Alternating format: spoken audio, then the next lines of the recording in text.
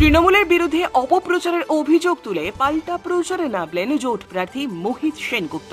তিনি বলেন, কিছু অমূলক প্রচার চলছে শাসক দলের পক্ষ থেকে। মোহিত সেনগুপ্ত রায়গঞ্জের জন্য কিছুই করেননি, তাই তাকে ভোট দিলে রায়গঞ্জের উন্নয়ন ব্যাহত হবে। এই বক্তব্যের বিরোধিতা করে পাল্টা প্রচারে নামলেন বোরখাওয়া রাজনীতিবিদ মোহিত সেনগুপ্ত।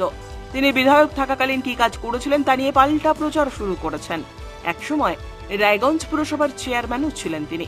তার আমলে রায়গঞ্জ শহরে কি কি কাজ হয়েছে তা নিয়েও প্রচার করছেন জোটের কর্মীরা। সোশ্যাল মিডিয়ার মাধ্যমে নতুন প্রজন্মের কাছে মোহিত সেনগুপ্তের উন্নয়নের খতিয়ান তুলে ধরছেন জোটের কর্মীরা। রায়গঞ্জ শহরে বিধান মঞ্চ তার আমলে গঠন করা হয়েছে বলে প্রচার করা হচ্ছে। আলোকোজ্জ্বল শহরে তার অবদান কম নয়। রায়গঞ্জ শহরের দুটি শ্মশান সৌন্দর্যায়ন হয়েছে। রায়গঞ্জে পার্ক তার আমলেই নির্মিত হয়েছে বলে বিরোধীদের মনে করালেন জোট কর্মীরা। রায়গঞ্জ শহরের প্রাণকেন্দ্র বীরনগরে মহিলাদের নিরাপদ আবাসস্থল লেডিজ হোস্টেল নির্মাণ হয়েছে। কিন্তু কৃষ্ণ কল্যাণী বিধায়ক থাকার সময় ঠিক কি করেছেন? পাল্টা বিধায়ককে প্রশ্ন করছেন জোট কর্মীরা। রায়গঞ্জ শহর জুড়ে মনীষীদের প্রতিকৃতি বসানো হয়েছে মোহিত বাবুর আমলেই।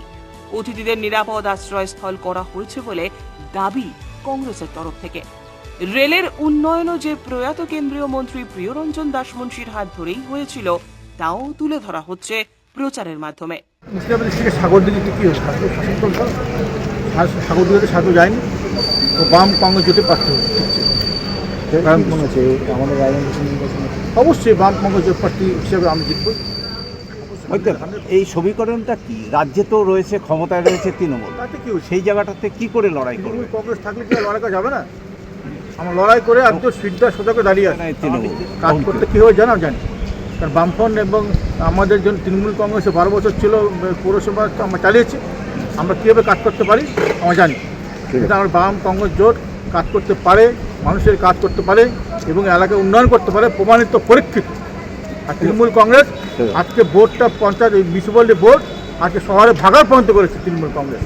এরপরে বলতে হবে কারা কাজ করে কাজ করে না।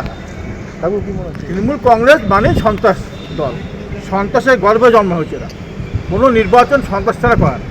আজকে আপনারা দেখেছেন পশ্চিমবঙ্গের নির্বাচনগুলো হলো, আমরা মিলিটারি সেন্ট্রাল ফোর্স বলি, সেন্ট্রাল ফোর্স থাকা সত্ত্বেও ইভিএম মেশিন পুকুর ফেলে দেওয়া হয়, বোম্বিং হয়, গুলি হয় পাড়ায় পাড়ায়।